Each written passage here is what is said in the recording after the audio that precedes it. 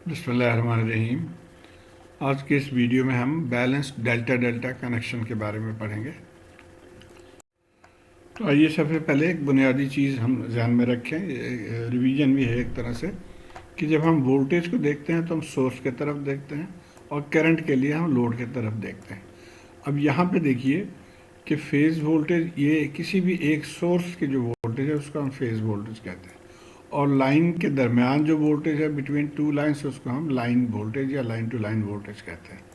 अब इस केस में डेल्टा कनेक्शन जब हो तो उसमें फेज़ वोल्टेज और लाइन वोल्टेज सेम है। तो ये आपने याद रखना है कि phase voltages and line voltages are same जब डेल्टा कनेक्शन हो सोर्स का।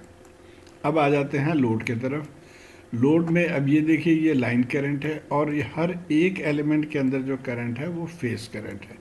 तो अब लाइन करंट यहाँ से आके डिवाइड हो रही है यहाँ पे, तो इसलिए लाइन करंट और फेज़ करंट सेम नहीं है। तो डेल्टा कनेक्शन में ये इंपॉर्टेंट है that phase currents and line currents are not same. तो इस चीज़ को ध्यान में रखते हुए अब आइए हम स्टेट तो आइए स्टेट में हम सवाल की तरफ चलते हैं। एग्जाम्पल 12.4 है और यहाँ पे कह रहा है balance delta connected load having an impedance of this is connected to a delta connected positive sequence generator having phase voltage या VAB। तो ये VAB वोल्टेज है, ये वोल्टेज दिया हुआ है हमारे पास और ये इम्पिडेंस की वैल्यू गिवन है। दोनों डेल्टा कनेक्टेड है। हमने मालूम क्या करना है, phase current of the load and the line current. तो फेज़ करंट IAB और लाइन करंट IA पता करना है। तो ये बहुत सिंपल सवाल है। आप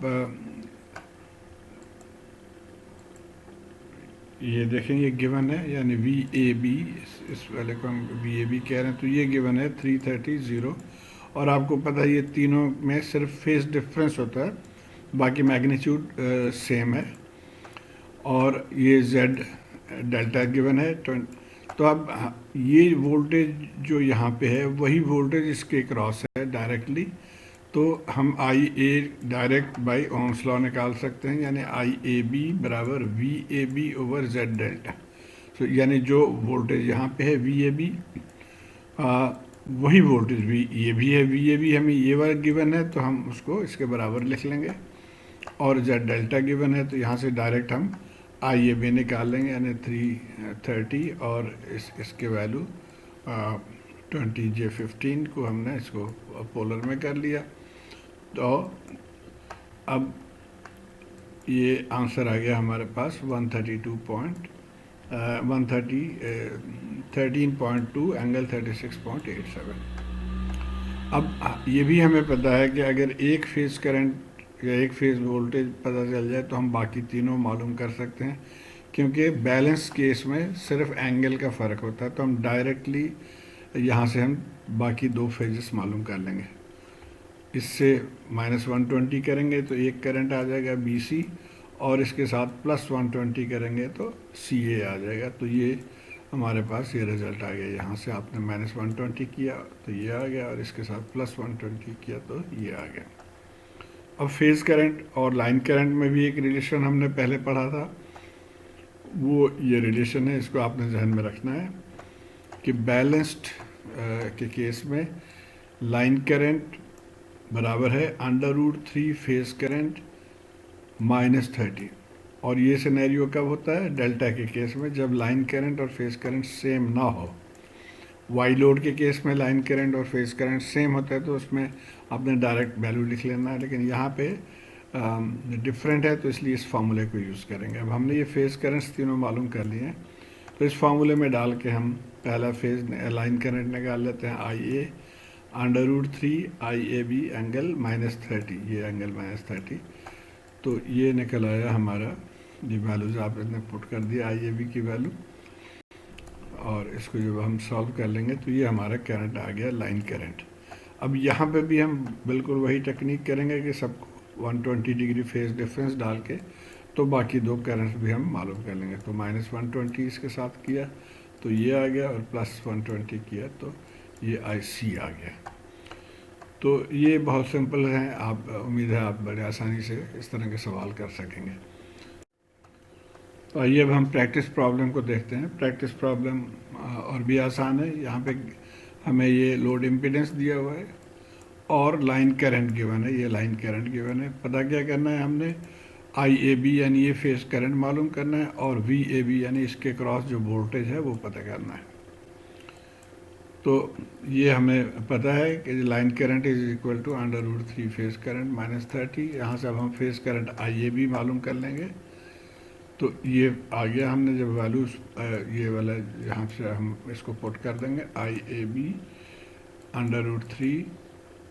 तो यहाँ से हम आई ए बी क्या निकाल लेंगे, आई ए ओवर √3 डिवाइडेड बाई माइनस 30। आई ए हमें ये गिवन है, उसको हमने ऊपर लिख लिया। तो ये हमारा आई ए बी आ गया यहाँ से। अब आई ए बी पता है, आपको इम्पीडेंस पता है, तो वोल्टेज आप डायरेक्ट निकाल सकते हो। So V I A B into Z lambda, और इन दोनों को मल्टीप्लाई कर लिया हमने, तो ये हमारे पास वी ए बी आ गया। और यही बुक में गिवन आंसर है। यहाँ मैं फिर आपसे एम्फसाइज कर दूँ कि मैंने एक वीडियो बनाया हुआ है कि कॉम्प्लेक्स क्वांटिटीज़, यानी जैसा अब ये देखिए, ये पोलर है, ये रेक्टेंगुलर है, इसको डायरेक्टली आप अपने कैलकुलेटर से कैसे सॉल्व कर सकते हैं। तो वो वीडियो आप देख लेंगे तो आपको कोई कन्वर्जन आगे करने की ज़रूरत नहीं है कि रेक्टेंगुलर टू पोलर करो या पोलर टू रेक्टेंगुलर करो। उस वीडियो को आप ज़रूर देखिए।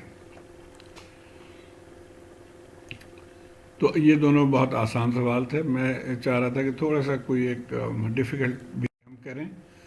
तो ये सवाल देखा मैंने, लेकिन ये इतना डिफ़िकल्ट नहीं है, सिर्फ शक्ल बनाई हुई इन्होंने डिफ़िकल्ट। इसको अगर हम अपने तरीके से ड्रॉ कर लें तो फिर बहुत आसान बन जाता है। ये देखिए, ये वोल्टेज गिवन है, यहाँ पे ये तमाम वोल्टेजेस गिवन है और लोड इम्पीडेंसेस गिवन है। यहाँ पे भी हमने फेज करंट और लाइन करंट मालूम करना है। तो ये कोई मुश्किल नहीं, जैसे हमने पिछला किया था बिल्कुल उसी तरह हम इसको आई ए बी यानी फेज करंट हो जाएगा V A B Z delta, और वी ए बी के बराबर है। तो आप इससे डायरेक्ट ये वैल्यूज पुट करके वी ए बी इसको लिख लें और आई ए बी की वैल्यू, तो ये आई ए बी करंट आ गया यहाँ पे।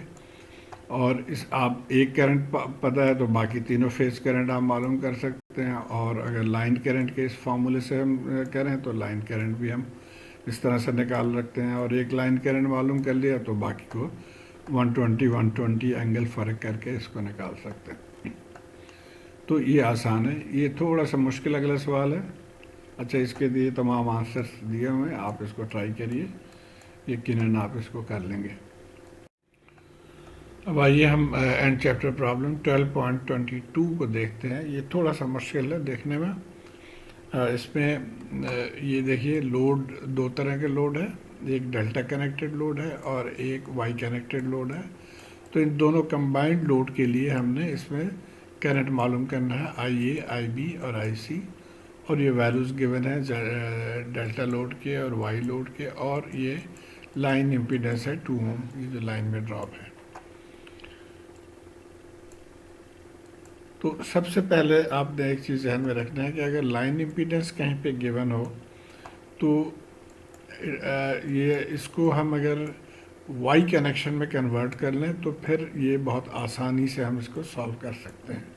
So whenever there is a line impedance present in this circuit, it is easier to convert this circuit in Y form and then solve for just one phase. तो आइए देखते हैं कैसे इसको करेंगे। सबसे पहले तो हमने सोर्स को भी कन्वर्ट करना है, ये भी डेल्टा में है, इसको हमने वाई में कन्वर्ट करना है। और इसके लिए ये जो हम लाइन फार्मूला हम पहले हमें पता था, पढ़ के आ रहे हैं कि लाइन जो है वो √3 वी फेज। सिर्फ इसके साथ हमने एक एंगल अब ऐड करना है, क्योंकि हम मैग्नीट्यूड एंड फेज दोनों को डील कर रहे हैं। तो ये एंगल 30 डिग्री इसके साथ हम ऐड कर देंगे।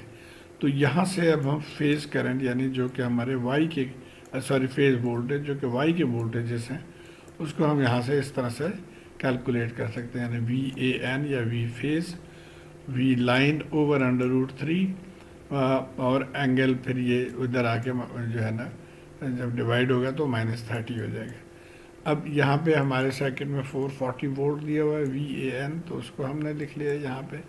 और ये सॉल्व करके हमारा वी ए एन, सॉरी ये वी ए एन नहीं है बल्कि वी ए बी है। अब यहाँ से आप देखें तो वी ए बी है, तो वी ए बी 440 दिया हुआ है। तो जब हम इसको सॉल्व कर लेंगे तो हमें वी ए एन आ गया 254 माइनस एंगल 30। तो अब ये फेज वोल्टेज आ गया। अब आ जाते हैं हम लोड की तरफ, देखते हैं। लोड में देखिए ये तो वाई में है ऑलरेडी, इस डेल्टा को भी हमने वाई में कन्वर्ट करना है। और ये फार्मूला आपको पता है कि जेड वाई जो है वो जेड डेल्टा ओवर 3, और जेड डेल्टा की वैल्यूज ये गिवन है, उसको 3 से डिवाइड कर देंगे तो ये जेड वाई 2 हम इसको कहते हैं, जेड वाई 2 की ये वैल्यूज आ गए यहाँ पे। अब हमारा सर्किट, लोड सर्किट किस तरह से बन जाएगा, कुछ इस तरह से बनेगा कि ये पहले वाला जेड वाई जो 4J6 ये है, और उसके साथ अब ये दूसरे जो हमने डेल्टा को कन्वर्ट किया। तो इस तरह से हमें ये सर्किट या लोड इम्पीडेंस कुछ इस तरह से देखेंगे, और इसको अब हम सिंप्लीफाई कर लेंगे। तो हम यहाँ पे थे, ये हमने फेज वोल्टेज निकाल लिया था, और इसको अब हम सॉल्व करेंगे पैरेलल में। तो जब पैरेलल में सॉल्व करेंगे तो ये 5.72 माइनस जे 0.22 आ गया। तो अब हम इक्विवेलेंट वाई वाई सर्किट हम ड्रॉ कर सकते हैं। तो ये देखिए, इसको जब हमने कन्वर्ट कर दिया तो ये हमारे पास सर्किट आ गया। वोल्टेज, अब ये वोल्टेज हम यहाँ पे लिख लेंगे। यहाँ से ये हमारा आ गया इम्पीडेंस जो है वाई जेड वाई कंबाइंड। बाकियों में भी वही होगा, सिर्फ फेज एंगल का फ़र्क है। यहाँ पे वैल्यूज सेम होंगी। तो अब हमने इस पोर्शन को कट कर लेना है, एक फेज़ को सिर्फ हम लेके, और बड़े आसानी से इसको हम सॉल्व कर सकते हैं। तो ये हमने कट कर लिया। अब हमने लाइन वोल्टेज मालूम करना है, तो ये वोल्टेज, सॉरी लाइन करंट मालूम करना है। तो ये वोल्टेज डिवाइडेड बाई ये इम्पीडेंसेस। सो लाइन करंट हमारा V A N divided by Z L Z. तो ये वैल्यूज़ हमने पुट कर दिया। तो ये आई ए करंट जो है, लाइन करंट फॉर लाइन ए आ गया। और बाकी दोनों आपको पता है कि सिर्फ आपने एंगल -120 और +120 करके तो निकालना है। तो इसके साथ -120 कर दिया तो ये एंगल आ गया बी के लिए, और सी के लिए ये आ गया। तो ये हमारा आंसर है। उम्मीद है आपको समझ आ गई होगी कि किस तरह से इस टाइप के प्रॉब्लम्स को आप स्टेप बाय स्टेप सॉल्व कर सकते हैं। शुक्रिया।